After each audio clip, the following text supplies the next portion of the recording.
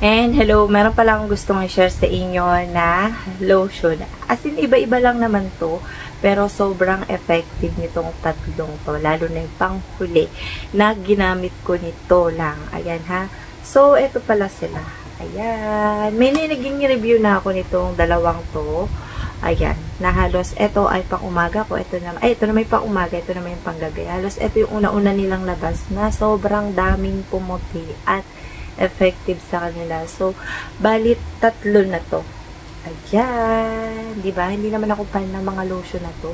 So, ito yung shower lotion, body lotion. So, ito yung unang-unang lumabas yung pink. Ayan. Ito yung tatlong to. Natutuwa ako kasi ang ganda ng resulta nitong tatlong to sa akin. So, hindi ako nangitim dito ba. Kahit isa dito sa dalawang to dahil nahiyang lang ako. Depende rin naman sa paggamit mo, kung lumalabas ka araw-araw, kung nasa initan ka araw-araw, kung paano ka gumamit. So, eto naman, mas maiging meron na silang body lotion na merong SPF 35. Ayan. 35 PA++. So, dito muna tayo sa nagamit ko una. Kung ano nga bang nangyari rito. So, may mga naging review na ako. Kung hindi pa nyo napapanood, pwede nyo naman buksan, pwede nyo hindi nyo buksan. Ito nga pala sa mga hindi pa nakakakilala. So, ito nga pala yung Sakura Niacinamide Body Lotion. Kung ano nga ba yung pagkakaiba nitong tatlong to. So, ayun, sasabihin ko kung ano yung pinaka maganda. So, ito nga ba yung whitening? Ayan, whitening siya. Moisturizing, nourishing, and for all skin type siya. 500 ml siya. Diba? Sobrang dami niya. Meron ako nakikita at nagko-comment na iba yung nakalagay dito. Basta shower lang. Shower lotion, body lotion. So, ayan. Ito yung kaunahanahan nila. At wala na itong laman. Wala na siyang laman. So, hindi na ako nagpangalawa nito or kaya pang ano. Basta naghintay lang kasi ako ng bagong ilalabas. Alam ko naman sa mga ganyan, mga product nila, as in sunod-sunod naman pagka, halimbawa, nag-click sila, tapos may ilalabas sila ng bago, ganoon naman yung may mga CEO, diba?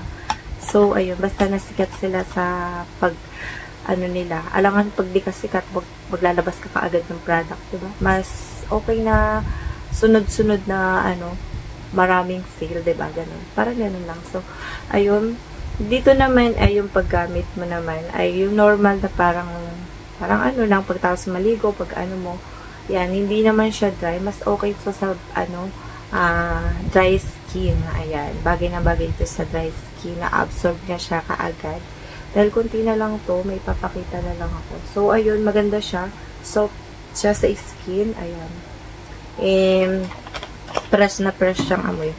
So, ayan, konti na lang kasi hindi siya malagkit sa tawag dito. Hindi siya malagkit. Ayan. Ito siya. Hindi siya malagkit sa balat. Kahit na nasa init ako, hindi siya noon. Ayan. Ito, nabitin nga ako dito. Amoy sampagita siya para sa akin na. Pero sabi niya, amoy sakura.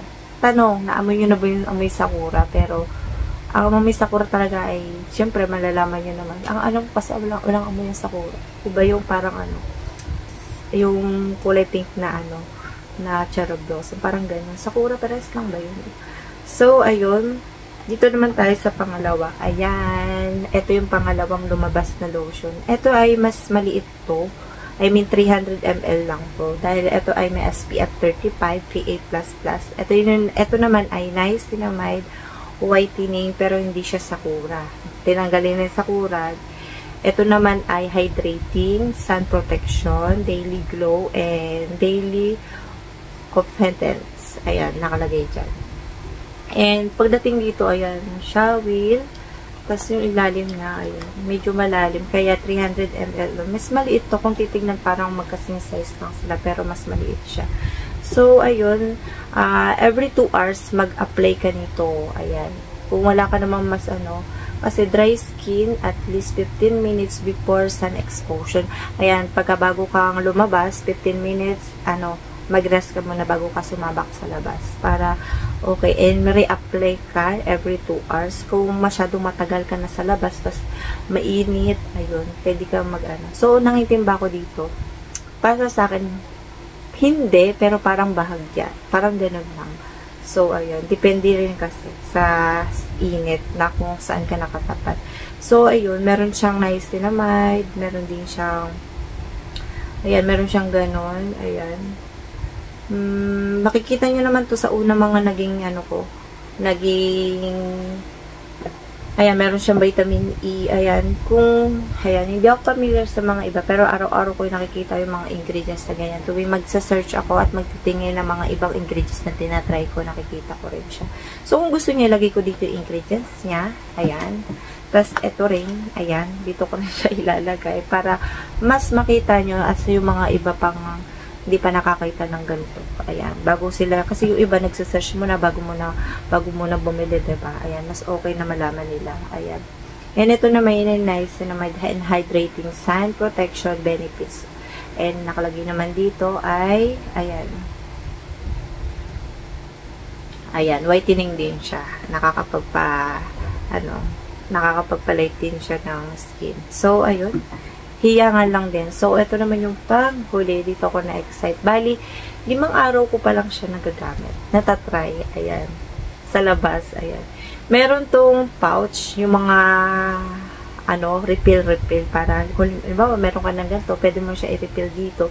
Kahit din itong dalawang to. So, ayun.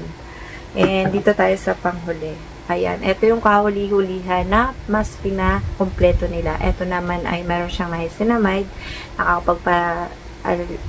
nakakapagpalight ng mga dark spot, mga pinagbakasan, ayan, nakakapagpawala ng mga gaspang-gaspang sa katawan. Ito naman may collagen siya, ayan, nakakapagpatanggal din ng mga fine lines, ayan. Ano man yun mga collagen, diba? So, ito naman yung glutathione, nakakapagputi siya. Bali, sama-sama na nila. And whitening and firming din siya. Fragrance body lotion ang tawag dito. All skin type siya. 500 ml siya. So, Shawil pa rin siya ang pangalan. Basta titignan nyo lang dito. Bali, bago lang to. Ayan, hindi siya burado. Kung makabili man kayo ng ganito, basta tingnan nyo lang sa mga maigi na lang. Sa live, dito ko lang siya nabili. Sobrang mura mo siya mabibili sa mga live. Ayan. Kasi may magtatanong ko saan ko siya. Manood mo na kasi kayo para di kayo nagtatanong saan ko siya binili. Ayoko kasi din sana nagsasabi sa comment na ito'y gato, sana bumili ganun. And ito naman ay, ayun, may collagen glutathione siya. Ayan, may ganda siya sa, nakakapag, youthful glow. This, lotion, luxurious lotion, side brightening skin. Ayan. Yan, mapipil mo siyang smooth pag ginamit mo siya. So, hindi siya malagkit. Nakalagay dito kung paano mo siya gamitin. Ayan, bagay na bagay siya sa dry skin. Ayan. Lahat naman ng lotion ay bagay sa mga dry skin. Ayan. Yung best result nito ay daily mo siyang ginagamit. So, ayun. Nandito naman yung ingredients niya. So, dito, ilalagay ko ito rin yung ingredients niya. So, ayun. Mas maganda gamitin dito umaga tsaka gabi. Ayan. Depende na lang sa inyo kasi yung iba sasabihin nila, hindi sila hiyang. So, ano nga ba? Ay, papakita ko yung tsura niya. Halos pare-pares lang silang puti. Ito, mas runny to, mas mabilis to, pero pares lang sila puti. Itong isa, hindi siya yung sobrang runny katulad ng ganito. I mean, sobrang malagnaw. Ito, medium yung pagkano niya. So, siya?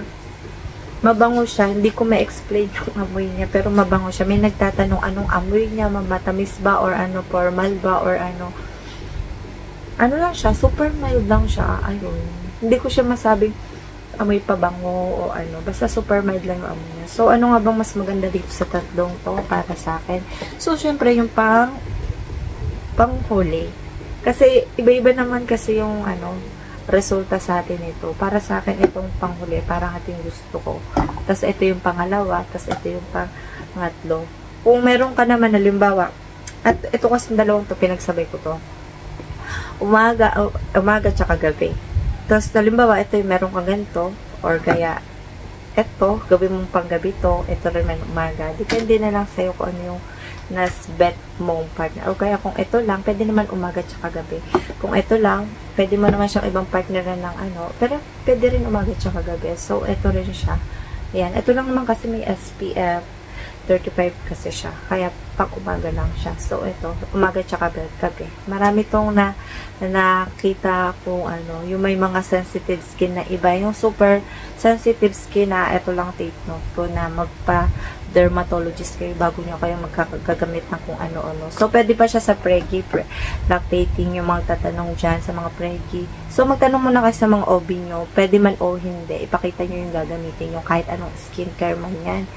Ayan, itatanong nyo. Kahit anong sabon man yan, itatanong nyo pa rin. So, ayun lang yung masasabi ko and see you next vlog. Bye!